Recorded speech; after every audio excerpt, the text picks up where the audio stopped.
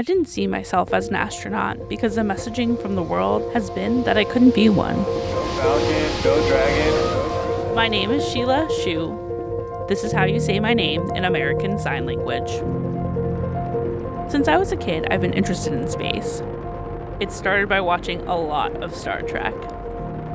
I wanted to be like Captain Kirk. He was powerful and adventurous. Fortunately, at the time, there were closed captions on the television, so it was accessible for me. As I grew older, I realized that deaf people aren't considered to have the right stuff to be astronauts. With that realization, I put my dream on hold.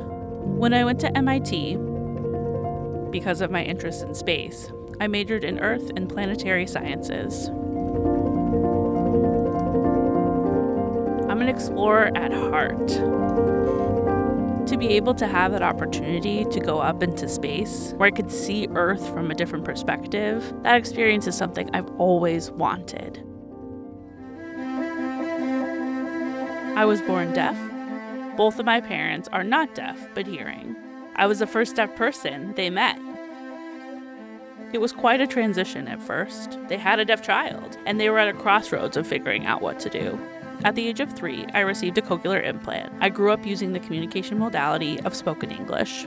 It wasn't until I was in college where I acquired American Sign Language. Growing up, I received a lot of implied messaging that being deaf is a problem that needs to be fixed.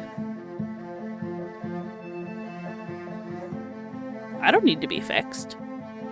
It's society's attitude towards deaf individuals that's the problem. I was part of a program at Purdue University.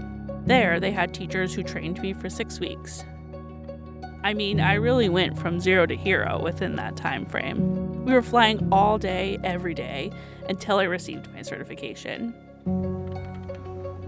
For my first solo flight, I had to do 3 successful takeoffs and landings. Of course, it was scary. But after I did my final landing, I felt so proud of myself. I did it! As a deaf person, my interest is largely focused on research, specifically looking into how to communicate without relying on the spoken and listening modality. Finding these solutions would open up opportunities to a greater population. Improvements in technology will benefit everyone. About 15% of the world's population has a disability, so why would we want to exclude that group of people from being able to go up to space? It's important to work proactively within the design process. For example, when building spacecraft, space stations, and rovers.